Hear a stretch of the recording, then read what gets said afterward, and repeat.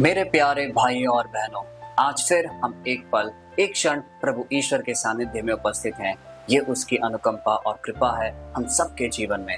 हम इसके लिए उन्हें तहे दिल से धन्यवाद दें, उसकी प्रशंसा करें, उनकी आराधना करें। प्यारे भाई और बहनों, जब भी हम कोई निवेदन, कोई अपनी इच्छा प्रभु ईश्वर के सम्मुख रखते हैं, यदि हमें उसकी स्वीकृति मिलती है तो हमारे दिल को चैन मिलता है, हमें सुकून मिलता है, क्योंकि हम जानते हैं कि जो भी इच्छाएं हम प्रभु ईश्वर के सामने रख रहे हैं वो पूरी हो रही है, क्योंकि ईश्वर उसे सुन रहा है। कुछ इसी प्रकार हम जब प्रभु ईश्वर के वचनों का अध्ययन करते हैं, हमें वो सुकून अपने दिल से मिलता है, क्योंकि हम जानते हैं कि प्रभु ईश्वर हमसे एक वार्तालाप कर रहा है, हमसे बातचीत कर रहा है, वो हमें समझाने की कोशिश कर रहा है हर वो चीजें जो हमारे जीवन के लिए अनिवार्य है। और इस प्रकार हम उनके पुत्र पुत्रियां कहलाते हैं, हम उनके वचनों का पालन करते हैं और हमारा जीवन पूर्णतः रूपांतरित हो जाता है। आज का वचन जो हम अध्ययन करने जा रहे हैं वो लिया गया है ज्ञानियों के पुस्तक से, अध्याय 3 पद संख्या 11। वो हमें एक निश्चित रूप की ओर हमें आकर्षित करता है। वो हमें बताता है कि किस प्रकार हमें ईश्वर के पालन करना चाहिए, उसके सारे वचनों का आदर करना चाहिए। और यदि हम ऐसा नहीं करते हैं तो जो भी कार्य हम अपने जीवन के रोजमर्रा जीवन में करते हैं वो सब कुछ व्यर्थ होगा, उसका कोई भी एक अच्छा फल हमें नहीं मिलेगा, क्योंकि हम अपने ईश्वर से जुड़े तब नहीं रह पाएंगे। आइए इस वचन का अध्ययन करें और जानें कि वह हमसे क्या बताना चाहता है। ज्ञानियों की पुस्तक अध्याय 3 पद संख्या 11 हमें यह बताता है, क्योंकि जो बुद्धि और शिक्षा को तुच्छ जानता है वे नाश हो जाते हैं, उनकी आशा व्यर्थ है, उनका परिश्रम निष्फल है और उनके काम निकम्मे हैं। प्यारे भाई और बहनों, यह वचन हमें इस बात की ओर आकर्षित करता है कि जो भी व्यक्ति प्रभु ईश्वर के वचनों का, उसके ज्ञान का पालन नहीं करता है, उसका जीवन व्यर्थ है, उसका जीवन निष्फल है और वो कभी भी एक ऊंचाई तक नहीं पहुंच सकता। क्योंकि जो भी कार्य हम अपने रोजमर्रा के जीवन में करते हैं, हमें प्रभु के सानिध्य की आवश्यकता है, क्योंकि वह हमें दिखाता है और बताता है कि क्या सही है और क्या गलत, कौन सी राह लेनी है और किसे छोड़नी है। और इस प्रकार हम ईश्वर के कार्य में सम्मिलित होकर एक पूर्णता की ओर पहुंचते हैं।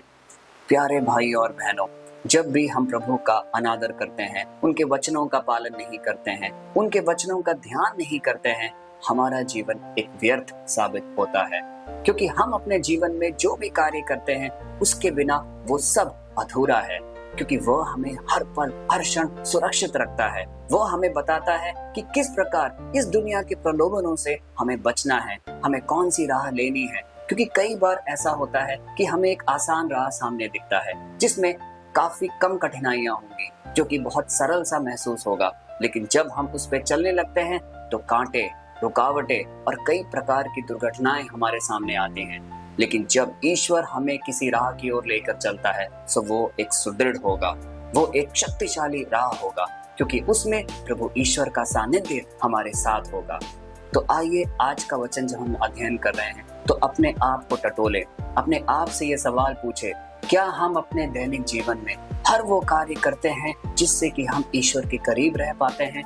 चाहे वो इस प्रार्थना सभा में पाठ लेने की हो, चाहे वो हम पाठ जो बाइबल से पढ़ते हैं उसे एक नियमित रूप से हम पढ़ते हैं कि नहीं, क्या हम चर्च रेगुलरली जाते हैं कि नहीं, क्या हम कन्फेशंस करते हैं कि नहीं, क्या हम दान पुण्य का काम एक नियमित रूप से करते हैं कि नहीं। इन सारे चीजों को हम टटोले, अपने आप को परखें और जाने, क्योंकि ये सब कार्य करने से हम प्रभु ईश्वर के सामने एक अच्छे उदाहरण की तरह प्रस्तुत होते हैं और ईश्वर हमारे साथ हमेशा रहता है। हमारे दिल में हम कितने भी दुखित होंगे, हमें कितनी भी कठिनाइयां होंगी, हमें कितनी भी परेशानियां होंगी, आज जब हम प्रभु के सम्मुख आए हैं उन सबों को हम प्रभु ईश्वर के चरणों में समर्पित करते हैं और हम मांगते हैं कि हे प्रभु परमेश्वर, तू हम सबको देखता और सुनता है, तू देख रहा है कि किस प्रकार हम इस प्रार्थना सभा में एक नियमित रूप से भाग ले रहे हैं। हमारी इच्छाएं सुन, हमारे दिल में जो भी मनोकामनाएं है उसे पूरी कर, क्योंकि तू हमारा ईश्वर है, तू सर्वशक्तिमान एक बलवान परमेश्वर है, तू हमें न्याय देगा, तू हमारी सारी मनोकामनाएं पूरी करेगा। तो आइए इस छोटे से प्रार्थना की ओर आगे बढ़े। हे प्रेमी पिता परमेश्वर, आज हम सब आपके सम्मुख उपस्थित हैं। हमारे दिल में कई मनोकामनाएं, कई इच्छाएं दबी हुई हैं, उन सबको देख, परख और उसे पूरा कर। हमें आपको दृढ़ विश्वास दिलाते हैं कि आपके जो भी वचन हैं, जो भी नियम हैं, हम उनका पूर्णतः पालन करेंगे, क्योंकि आपका ज्ञान जो आपने हमें दिया है इन वचनों के द्वारा, उसको हम अपने जीवन में संजो कर रखेंगे, क्योंकि आपके बिना हम कुछ भी नहीं।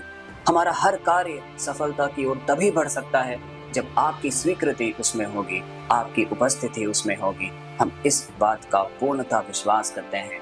हे प्यारे पिता परमेश्वर, आज हम सब जो इस प्रार्थना सभा में उपस्थित हैं, हम अपने परिवारजनों, अपने लिए प्रार्थना करते हैं। उन सबों के लिए प्रार्थना करते हैं जो कष्ट में हैं, जो बीमारियों में हैं, जो अलग अलग प्रकार के मानसिक वेदनाओं में हैं।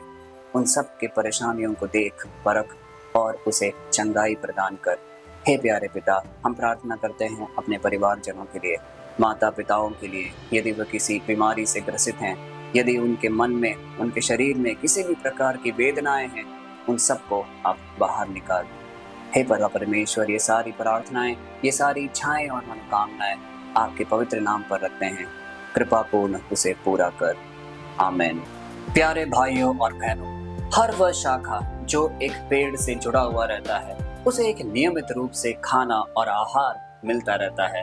उसी प्रकार जब भी हम अपने पिता परमेश्वर से जुड़े हुए रहते हैं, हमारा जीवन हमेशा एक पूर्णता की ओर जाएगा। हमें शांति मिलेगी, हमारे सारे दुखों को वो हरेगा, क्योंकि ईश्वर हमारा मुक्तिदाता है, वो हमारा पालनहारा है।